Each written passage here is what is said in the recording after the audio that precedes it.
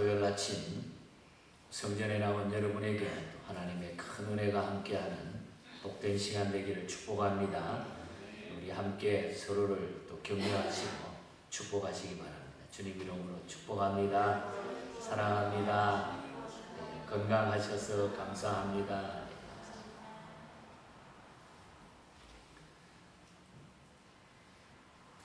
친구들의 그 변론에 대한 욥의 대답이 우리 그 앞에 26장부터 31장까지 계속 그 이어지는 그런 모습을 보게 됩니다. 28장 오늘 본장에서는 욥은 지혜의 가치를 찬양하고 있는 그런 중심적인 메시지가 나타납니다. 욥은 궁극적인 지혜가 오직 하나님께 있음을 강조하면서 친구들이 내세우는 지혜의 허상을 반박하고 참 지혜의 근원이신 하나님만이 자신의 문제를 해결하실 수 있다. 이렇게 믿고 이 메시지를 우리 모두에게 교훈해 주고 있습니다. 어제 아침에 우리가 봤습니다마는 27장에서 악인의 종말을 말한 후에 친구들에게 악인의 입장에 서지 않도록 경고했습니다. 왜냐하면 악인은 반드시 망하게 된다. 이걸 어제 아침에 경고를 해주었습니다.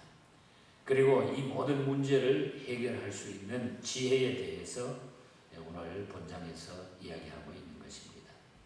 욥의 친구들은 스스로 지혜 있다고 자기네들 스스로 우리는 지혜롭다 이렇게 생각을 하고 욥에게 여러 가지로 충고를 했습니다. 사실은 진정한 지혜와 명철이 없었던 것입니다. 정말로 지혜가 있었으면 그런 식으로 하지 않았다는 것이죠. 고통당하는 욥을 돕지 못하고 오히려 욥을 괴롭히는 그런 입장이 되어버리고 말았다는 겁니다. 그래서 욥은 지혜를 원하고 있는 것입니다. 너희가 지혜롭지 못했다. 진정한 지혜가 무엇인가? 그러면서 지혜와 명철이 어떻게 얻게 되는가? 지혜와 명철은 어디에서 나오는가? 지혜와 명철을 얻기 위해서 어떻게 해야 되는가? 이 사실에 대해서 본장에서는 중요한 말씀을 전해주고 있는 것입니다. 우리 앞에 읽지 않았습니다만 먼저 1절부터 11절 사이를 보면은 땅 속에서는 보물은 얻어두고 지혜는 얻지 못한다. 그러니까 다시 말하면 이 말은 세상에서는 어떤 보물이나 뭐 귀한 것은 얻을 줄지 모르지만 지혜는 절대로 세상에서 땅에 감추어져 있는 보화를 통해서도 얻지 못한다. 이것이 1절부터 11절에 설명하고 있습니다. 지혜는 어디서 얻으며 어디서 옵니까? 은을 채굴하거나 금을 채굴하는 광산이 있고 금을 재련하는 곳이 있다 그래서 1절에 보면 은과 금을 재련하고 채굴하는 광산이 있고 그것을 그냥 다시 재련해 가지고 순금으로 만들어내는 그런 광산이 있다 그랬습니다. 또 철이나 구리는 광석을 녹여 가지고 얻는다고 2절에 이야기합니다. 사람들은 이 광맥을 찾기 위해서 그래서 그 귀한 광맥을 찾아내기 위해 땅속 깊이 파고 구멍을 뚫고 또 바위를 깨뜨리고 산의 뿌리까지 다 무너뜨린다. 그래서 그걸 찾아낸다. 3절과 4절은 그걸 이야기하고 이처럼 인간 광부의 눈이 좋으나 새나 냄새를 잘 맡는 맹수도 찾아낼 수 없는 곳으로 보석을 캐기 위해 가지고 땅속 깊이까지 찾아 들어간다는 거예요. 아무도 냄새도 못 맡고 날아가는 새도 모르는 그 정도로 해가지고 땅속 깊이 파고 들어간다. 7절에서 8절은 그것을 이야기합니다. 또 9절에서 11절은 보물을 얻기 위하여 자연의 힘도 두려워하지 않고 난간을 타게 해나가면서 어떻게 하든지 그 보석을 캐내기 위해서 그 광맥을 얻기 위해서 난간을 타게 해나간다. 이걸 쭉 설명을 합니다. 세상에 그 보화를 얻기 위해서 얼마나 많은 시간을 투자하고 남들이 할 수 없는 그 기술을 통해 가지고 그것을 얻기를 원하는가. 사람들이 보지도 못하고 알지도 못하는 곳에서 보석을 얻기 위해서 가진 노력을 다한다. 그런 이야기죠. 이런 과정을 거쳐가지고 진귀한 보물을 얻게 되는 것이다. 다이아몬드가 나오고 순금이 나오고 보석이 나온다는 거죠. 그러나 이렇게 세상의 모든 보화는 그렇게 얻을 수 있을지 모르나 그러나 지혜와 하늘의 보화는 땅 속에서 얻을 수 없다는 것. 아무리 그렇게 해도 땅 속에서 그 보화를 지혜를 얻을 수 없다. 그걸 설명하기 위해서 쭉 이 앞에 이야기를 하고 있는 것입니다. 우리가 이 세상에서 어떤 수고를 치른다 해도 하늘의 지혜와 하늘의 보화는 얻을 수 없는 것입니다. 세상 보화를 얻기 위해 이렇게 수고한다고 하면 하늘의 보화를 얻기 위해서 또 지혜를 얻기 위해서 이보다 더 열심을 우리가 내야 하지 않겠습니까? 그러니까 이 보화는, 이 지혜는 이 세상에 그렇게 노력해도 안 되지만 그러나 세상의 그 귀한 이 보화를 얻기 위해서 엄청나게 노력하고 많은 광부들이 어떤 데는 그 광맥회로 들어갔다가 굴이 무너져가지고 죽는 경우도 생기는데 그렇게 세상 보물을 얻기 위해서 노력을 하는데 우리가 그거보다 더 귀한 하나님의 지혜를 얻기 위해서는 더 열심히 우리에게 있어야 되지 않겠는가. 이 세상에서 지혜를 얻으려고 얼마나 우리가 애를 쓰고 있습니까? 사람의 지혜가 아닌 하나님의 지혜를 우리는 정말 구해야 된다는 거죠. 욥의 친구들처럼 인간의 지혜나 세상의 지혜로는 근본적인 인간 문제를 해결할 수 없다. 욥이 하는 얘기는 그거예요. 그러니까 이 세상의 그 모든 것 가지고는 절대로 인간의 문제를 해결할 수 없다. 내가 다이아몬드를 몇 캐럿짜리를 내가 갖고 산다 해도 세상에 그 어떤 문제를 해결할 수 없다는 거죠. 이것이 오늘 1절에서 11절에 주는 교훈이고 그 다음에 12절부터 22절까지를 보면은 값진 보화라도 비교하거나 바꿀 수 없다는 게 지혜는 아무리 값진 보화라도 세상의 것하고 지혜는 바꿀 수가 없다는 거죠. 지혜의 값은 계산할 수가 없다는 것입니다. 그것은 지혜와 명철이 인간의 삶 속에서 내재해 있지 않고 깊은 물속이나 바다 속에서도 찾을 수가 없기 때문이다. 14절에. 또 20절에서 22절을 보면 이 세상에서는 전혀 발견할 수 없다. 어디에서도 그 지혜를 발견할 수 없다. 또한 지혜는 각양 보석과 비교하거나 절대로 바꿀 수 없다. 15절에서 19절이 또 설명을 하고 돈으로도 계산할 수 없을 만큼 값진 것이 지혜이기 때문에 지혜는 사람들이 온갖 방법을 동원해가지고 힘들게 얻은 값비싼 보석들보다 훨씬 더 가치가 있다고 하는 것이죠. 그렇기 때문에 우리가 참 지혜를 얻는다는 것이 세상의 어떤 보화를 얻는 것보다 더 귀하다는 것을 우리가 알아야 될 줄 믿습니다. 잠언 3장 15절에도 18절에도 이 지혜에 대해서 지혜가 얼마나 귀한 건가. 참된 지혜. 그런데 이 친구들은 지금 욥의 친구들은 그 참된 지혜가 없는 거예요. 그러니까 욥이 들었을 때 가만히 바라보니까 그냥 불쌍하게 여겨지는 거예요. 그냥 자기네 지식을 가지고 자기가 아는 만큼 가지고 욥을 깔고 뭉기면서 내리면서 아무것도 모르면서 위로한답시고 와가지고는 오히려 더 그냥 가슴을 긁어놓는 이런 일을 욥의 친구들이 하고 있다는 거죠. 우리가 참 지혜를 얻는다는 것이 세상의 어떤 보화를 얻는 것보다 더 귀하다는 것을 꼭 명심하시고 우리가 지혜를 얻으시기를 축복합니다.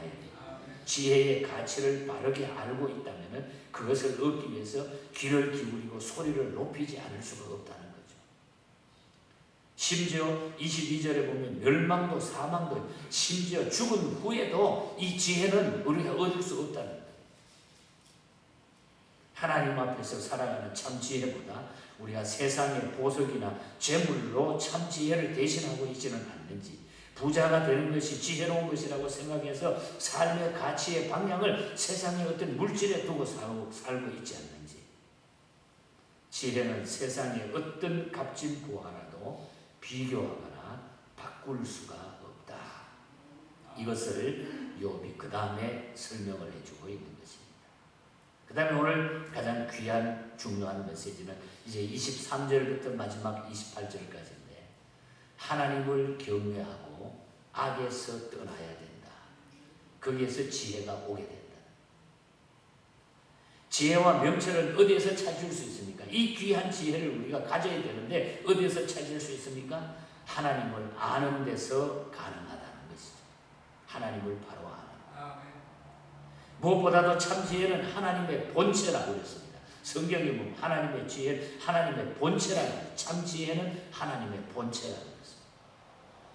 이것은 인간의 삶 속에서 내재해 있지 않고 피조물 세계에서도 전혀 찾을 수가 없습니다. 지식이 많거나 많이 안다고 해서 또는 관찰을 내가 어떤 연구를 통해서 얻을 수가 있는 것이 아니라 오직 하나님께 속해 있다고 하는 거예요. 참 지혜는 하나님께 속해 있다. 그렇기 때문에 이 지혜는 전능하신 하나님만이 어디에 있는지 알고 계시며 23절에 그렇게 얘기하죠. 그리고 창조의 섭리를 통해서 알 수가 있다. 24절에서 26절을 우리가 읽었잖아요. 그렇다고 하면 욥은 무엇을 지혜라고 이야기합니까? 여기서 욥이 말하는 지혜가 무엇입니까? 하나님의 주권을 인정하고 하나님을 경외하는 태도와 악을 떠나는 것이 지혜로운 태도라 그랬습니다. 28절을 보세요. 또 사람에게 이르기를 또 사람에게 말씀하셨도다. 주를 경외함이 곧 지혜요. 주를 경외함이 곧 지혜요. 악을 떠남이 명철이라. 지혜와 명철의 해답이 여기 나옵니다. 주를 경외함이 곧 지혜요. 악을 떠남이 명철이라. 여기에 모든 우리 인생에 답이 있다는 거죠. 그래서 우리가 예수 믿는 사람은 그래서 지혜로운 사람이 되는 거예요. 지혜로운 사람. 참 지혜의 근본입니다. 우리 하나님은 참 지혜의 근본이에요. 그 하나님을 경외하는 것만이 참 지혜의 근본이에요. 그래서 잠언 1장 7절에도 그러잖아요. 여호와를 경외하는 것이 지식의 근본이거늘 미련한 자는 지혜와 훈계를 멸시하느니라. 마침 욥의 친구들처럼 미련한 자들 지혜와 훈계를 멸시하느니라. 참 지혜인 하나님에 대해서 바로 모르기 때문에 예수 그리스도를 믿고 하나님의 자녀가 된다면은 우리의 삶의 장애물이었던 죄와 죄책감 그리고 영적 도덕적 파멸에서부터 그래서 우리는 자유함을 얻게 된다는 거죠. 참 지혜의 하나님 경외하는 데 하나님 경외하는 것이 우리가 모든 것에서 자유함을 얻는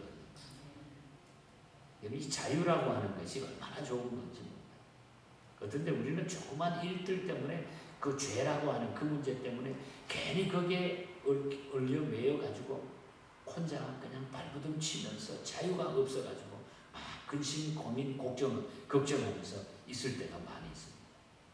그러나 우리가 하나님을 진정으로 경외한다고 하면 그 모든 것에서 자유함을 얻을 수 있다.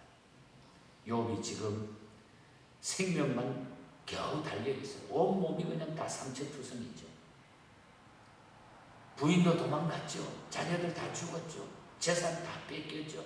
동방에서 최고의 부자였던 욥이 그 신세가 됐는데 얼마나 인간적으로 생각하면 그냥 빨리 그냥 자살이라도 해가지고 생명 끊고 싶을 텐데 욥은 그 가운데에 자유함을 갖고 있는 것은 하나님을 경외함 때문이었다는 거죠. 그래서 욥은 자신 있게 고백하는 것이 내가 모태에서 어머니 배에서 아무것도 가지고 가고 맨몸으로 나왔는데 내가 돌아갈 때도 맨몸으로 가는 것은 하나님이 나에게 주신 건데 가져가시는 분도 하나님이시다. 얼마나 철저하게 하는. 그러니까 이 하나님께서는 그 욥을 아시기 때문에 사탄이 욥기 1장에서 아니 욥이 돈 많아가지고 잘 살아가지고 이렇게 하나님 섬기는 거지 다 빼앗아 보라고. 그래서 하나님이 욥을 알기 때문에 사탄에게 그걸 허락을 한 거예요. 그럼 너 마음대로 해보라. 시험을 해보라. 그러나 그 욥은 나를 부인하지 않을 것이다. 욥이 지금 여기에 이 얘기를 하는 것은 자기가 하나님에 대해서 철저한 신앙을 가지고 지금 친구들에게 오히려 반박을 해주고 있는 것입니다. 우리가 한 걸음 더 나가서 하나님께서 창조하실 때에 인간에게 허락하셨던 하나님의 형상이 있어요. 이미지 오브 갓이라고. 하나님의 형상이 우리 인간에게 있다는 거예요. 이미지 오브 갓. 이것을 회복하게 된다는 거예요. 우리가 진정으로 하나님의 형상을 닮은 우리가 그것을 회복하기 위해서는 하나님을 경외할 때만이 그것이 회복이 된다는 거예요. 하나님을 떠나 있으면 아무것도 아니에요. 아무것도 아니에요.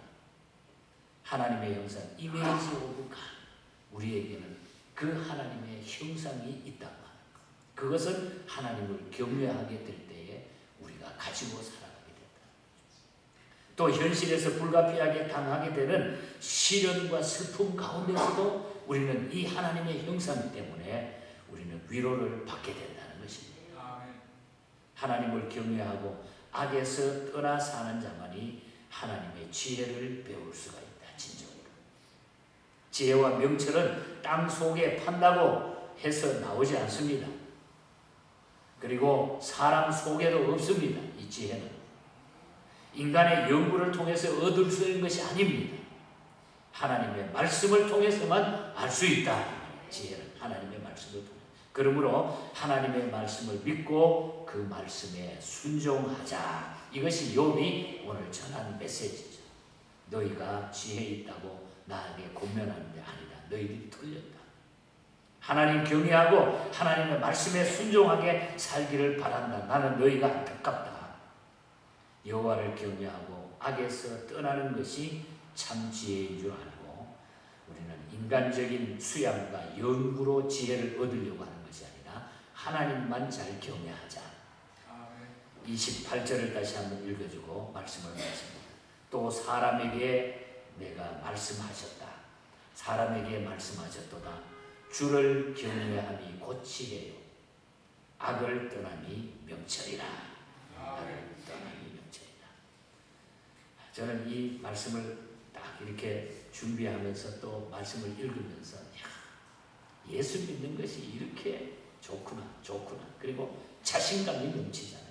누가 감히 우리를 무너뜨릴 수 있어요. 우리가 하나님의 지혜를 가지고 하나님을 경외하는데 감히 이 세상 누구가 우리를 넘어뜨릴 수 있느냐. 그래서 우리가 담대하게 사시다가 힘있게 사시다가 주님 부르시면 또 가면 되는 거예요. 그곳 가면 더 좋다는 거예요. 그래서 이 믿음으로 여러분들이 신앙생활 똑바로 하시고 오늘 이때는 알곡과 죽정이를 걸러내는 시대가 되었어요. 바르게 우리가 신앙생활을 하다가 주님 부르실 때에 쫙 갈 수 있도록 시시하게 우리가 예수 믿으면 합니다. 제가 요즘 목회를 하면서 느끼는 거예요. 자, 교회 안에 과연 우리 성도들이 많은 교회들이 이제 세상에 교회가 세워져요. 그 교회 안에 성도들이 정말 다 구원받고 정말 진정한 하나님의 자녀가 되어 있는가. 거기에 대한 고민이 막 생기더라고요. 안 되겠다. 그래서 생각해서 내일 말고 그 다음 주 종교개혁 기념주일 이 구원에 대한 것을 다시 한번 우리가 확인해야 되겠다. 이 생각이 불일 듯이 가슴에 치솟는 거예요. 정말 내가 구원받은 사람인가. 그런데 제가 얼마 전에 통계를 하나 봤는데 교회 안에 그 구원받았다고 확신하지 못한 사람들이 31%가 된다. 교회는 왔다 갔다 하는. 얼마나 무서운 얘기입니까? 그 구원의 확신이 없다. 하나님을 경외하는 확실한 그 믿음이 없다. 그러니까 내가 죽어서 천국 간다. 영원히 산다. 이 삶에 대해서 확실하게 모른다는 거죠. 이거 슬픈 얘기입니다. 하나님이 나에게 은혜 주셔야 믿어지는 줄 믿습니다. 예수 믿는 것도 하나님의 은혜가 아닙니다. 그래서 우리가 이렇게 하나님을 바로 섬길 수 있도록 내 마음을 열어주시고 바른 길 가게 하심을 감사하시고 오늘 아침에 감사하시면서 하나님의 형상을 닮은 납니다. 하나님을 경외하는 것밖에 없습니다. 그럴 때에 하나님은 우리에게 지혜 주셔서 우리는 승리하게 만들어 주시는 것입니다. 이 믿음으로 꼭 나가시기를 주님 이름으로 축복합니다. 우리 말씀 기억하면서 우리 자신을 위해서 하나님 나에게 이 놀라운 믿음을 주시고 예수 믿게 하심을 하나님 감사합니다. 감사 기도를 한번 올려보시기 바랍니다. 그러면 모든 문제가 눈 녹듯이 해결될 것입니다. 그리고 중보 기도해 주시고 또 교회를 위해서 우리 이제 한 영혼을 구원하기 위해서 우리가 예수 초청, 이웃 초청 큰 잔치 주일로 우리 11월 두 번째 주일로 지키기를 원합니다. 이 영혼 구원을 위해서 우리 함께 뜨거운 마음으로 함께 기도해 주시기 바랍니다.